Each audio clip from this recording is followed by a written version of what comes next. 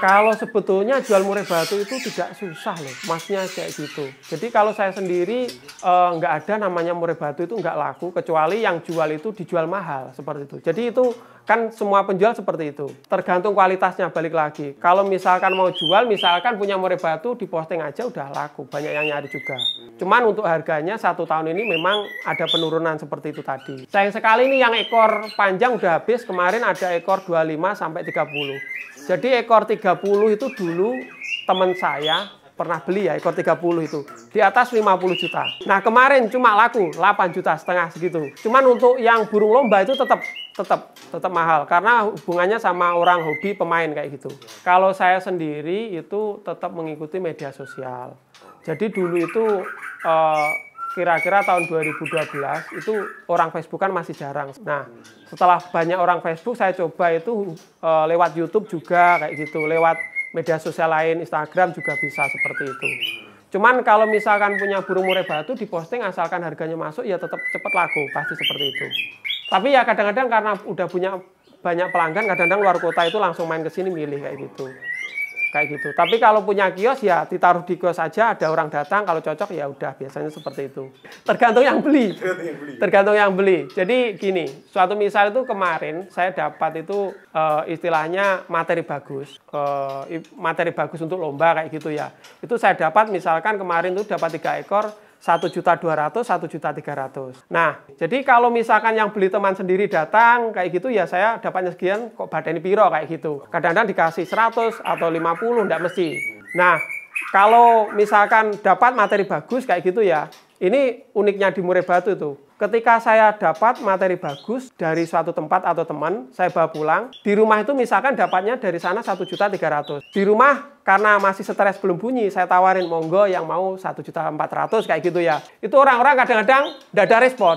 Tapi uniknya begitu besok ke video ada tembakannya lagu labet misalkan cilililit sambil sujud-sujud gitu, 2 juta rebutan. Nah, kalau ditanya untungnya ya seperti itu seninya di murai batu kayak gitu. Kalau saya sendiri ini hitungannya penjual keropok ya mas ya. Masnya keropok itu seperti ini.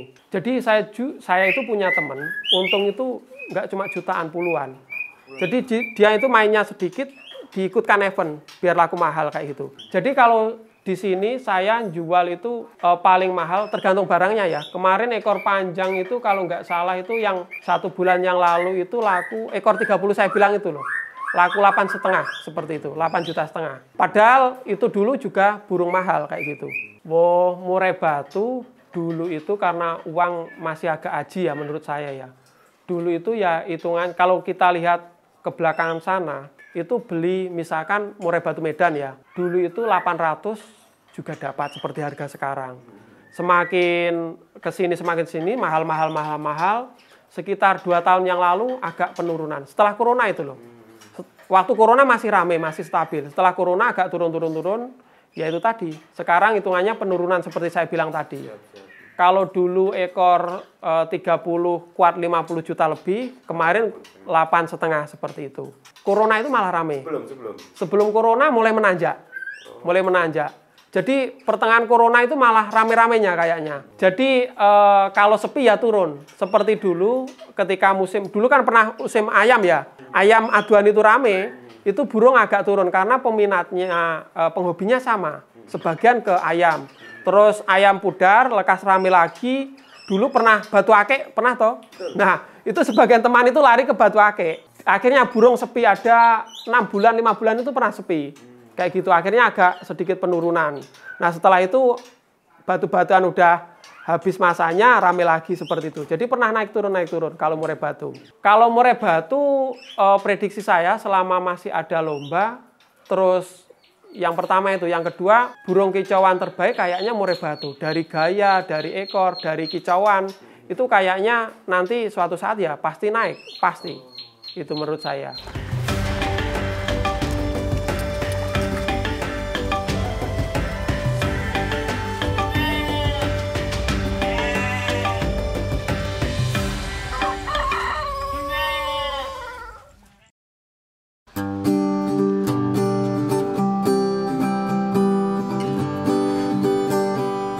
Assalamualaikum warahmatullahi wabarakatuh. Nama saya Siswanto. Sebetulnya ini saya pendatang. Asli saya itu sebetulnya daerah Tamban Campur Darat sana. Di awal kali memang hobi awalnya. Terus coba-coba saya rawat terus, ternyata alhamdulillah selain hobi terpenuhi juga ada hasilnya sedikit-sedikit seperti itu. Kenapa saya suka murai batu? Yang pertama karena semua burung itu kayaknya kalau kena murai batu itu sudah nggak ada yang bagus lagi selain murai batu. Sebelum murai batu, profesi saya macam-macam.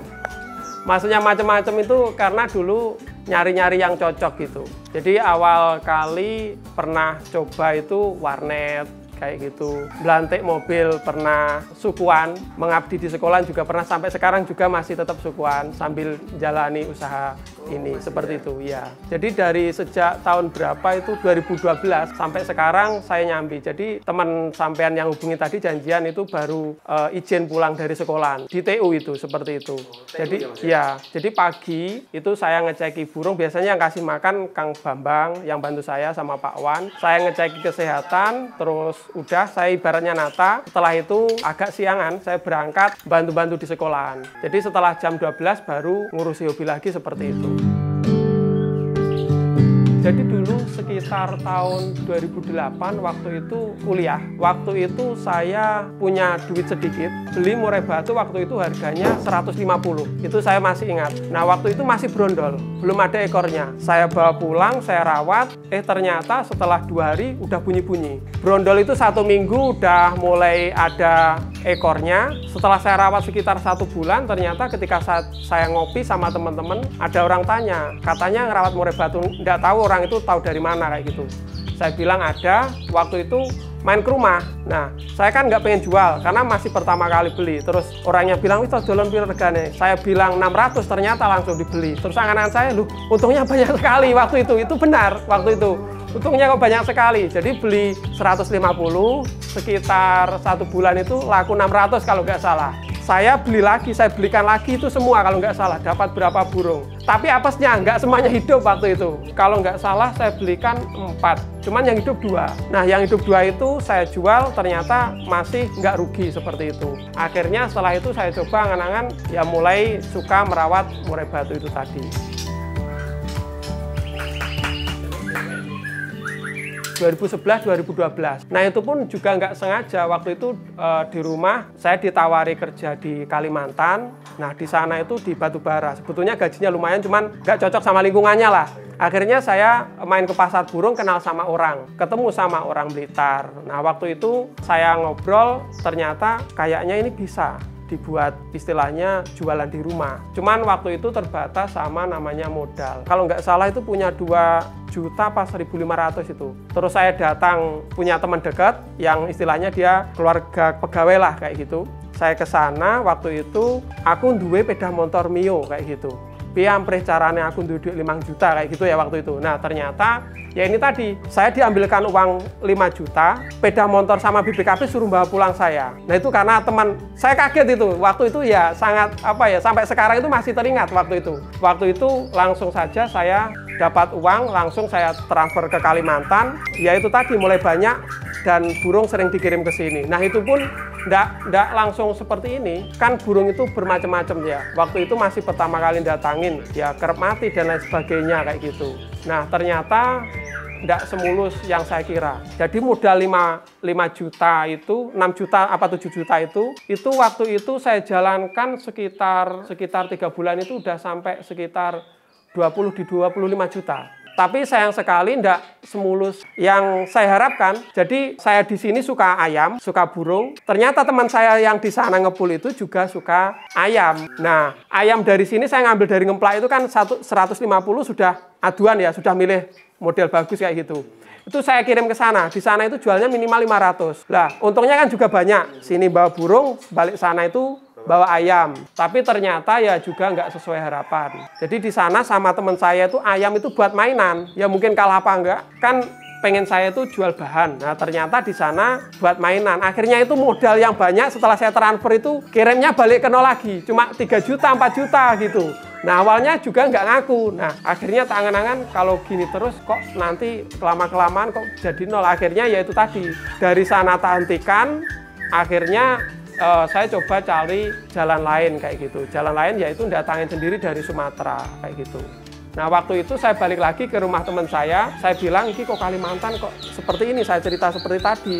Aku kok pengen dari Sumatera kayak gitu. Sama teman saya itu awal kali ya ngambil ke Malang juga kayak gitu. Pulang dari Malang kayak gitu, kita misalkan modal 2 juta, untung 500 di dom 50/50 kayak gitu untungnya. Nah, saya punya kenalan lagi dari Facebook, itu datangin dari Sumatera kayak gitu, pengen jalur lain. Nah, waktu itu ingat ya, biasanya kan sama teman saya itu, waktu teman saya tak tunggu kok enggak datang, biasanya ke sini. Ternyata angan-angan saya ya, kalau misalkan ini nanti nggak jadi, yang jadi janggulan saya kan dari Kalimantan, saya ambil semua, saya kasihkan teman saya, misalkan rugi seperti itu. Jadi spekulasi seperti itu. Nah, ternyata teman saya itu ke sini, nggak berani ngambil ke Bandara Adi Sumarmo Solo, karena waktu itu rumornya, ya maaf ya, di Solo itu yang terkenal itu Blumbuk Solo kayak gitu. Jadi teman saya itu takut. Akhirnya waktu itu ke sini, uang 20 juta itu dibawakan saya. Terus melakukan dewi lah, ya wis enggak apa-apa, kalau misalkan aku tanggung jawab. Nah, waktu itu alhamdulillah jalur saya itu pas. Datangin pertama kali dari Pulau Sumatera, waktu itu seperti itu. Terus berjalannya waktu, alhamdulillah jalan sampai sekarang seperti itu.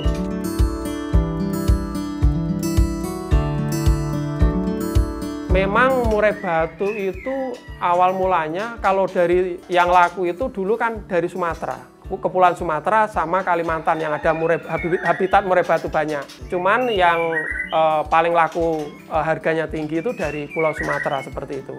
Satu paketan lah, satu box. Karena misalkan kita datangin 1 ekor, 2 ekor itu ongkirnya sama. Untuk murai batu jadi awalnya itu memang jualan. Jadi tapi ketika ada bahan bagus saya juga breeding atau beternak. Tapi balik lagi, namanya istilahnya niat awal saya penjual ya. Jadi kalau misalkan di tangkaran, kalau misalkan ibaratnya ada yang mau, untung itu juga saya jual seperti itu. Kurang lebihnya seperti itu. Misalkan ada untung aja, udah saya lepas seperti itu. Sampai sekarang seperti itu. Karena itu dulu pernah ada, di kandang itu yang saya sayangi, ditawar orang mahal, orang luar kota, Malang waktu itu pengen ke sini. Sampai setengah hari nungguin, nggak saya jual. Tapi ternyata setelah 1 minggu kalau nggak salah itu, dimakan tikus semua. Seharusnya laku mahal, terus tambah teman itu udah ngecewain orang, tapi ujung-ujungnya mati seperti itu. Akhirnya sejak saat itu, ketika di kandang cocok, ya udah kita jual seperti itu.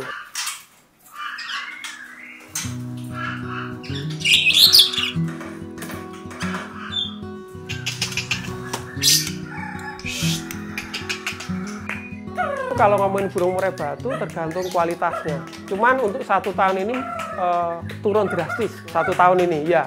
Itu saya juga kemarin sempat pusing. Tapi karena ada teman juga yang main kambing, katanya kambing juga sama, ada penurunan. Akhirnya ya wis semua kan jalani bareng-bareng, ada rame, ada sepi kayak gitu. Untuk harganya seperti mana ya? Seperti ini, anakan-anakan seperti ini ya. Ini terah ekor 21. Kalau 1 tahun yang lalu di atas 1,5 juta kalau seperti ini. Kalau sekarang di sini terah bagus melengkung seperti ini mungkin 1,100.000 sudah dapat kayak gitu, 1 juta udah dapat seperti itu. Itu untuk anakan. Kalau dewasa mungkin ada juga yang mulai 1,100.000 sampai 2 juta tergantung kualitasnya seperti itu. Nah, peminat murai batu itu bermacam-macam, tapi yang paling rame itu kalau dulu ekor panjang dari ekornya. Jadi semakin panjang ekornya semakin mahal. Cuman sekarang itu dari kualitas kontes. Jadi semakin bagus semakin mahal seperti itu. Seperti kemarin saya melihat event itu langsung di bursa. Jadi seperti lelang itu. Uang 10 juta kayak nggak ada harganya di event murai batu seperti itu. Jadi langsung ketika di event itu di bursa itu misalkan udah kelihatan tampil bagus gitu ya. Itu langsung ada pembeli, ditawar sekian, nggak boleh, tawar sekian seperti itu. Tergantung kualitasnya lah, dari murah sampai bagus itu tergantung kualitasnya seperti itu. Ada 2 peminat, jadi yang pertama itu ngitung ekor untuk peternak biasanya. Terus yang selanjutnya untuk pemain atau event atau lomba, itu di kualitas suara sama lagunya seperti itu. Kan yang dicari itu juri volume kenceng, ada dia misalkan yang disuka juri itu bisa nembak labet, kenari, cililin kayak gitu, seperti itu.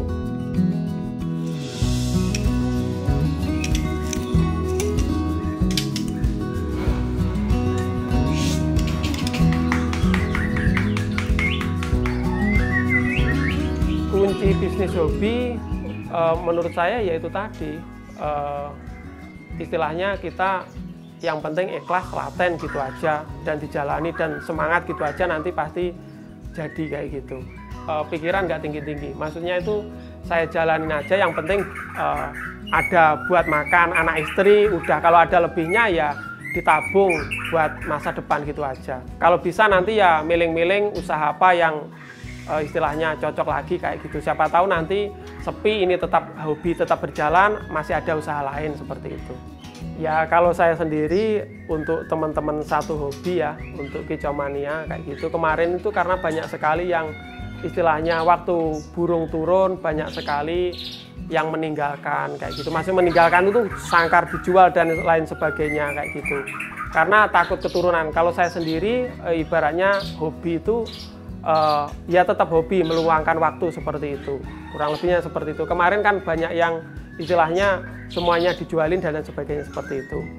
Kalau saya ya ditekuni aja hobi, pasti nanti ada hasilnya kayak gitu. Nama saya Siswanto, saya dari penghobi burung murai batu, agen burung Tulungagung atau agen Tulungagung. Sekian, wassalamualaikum warahmatullahi wabarakatuh.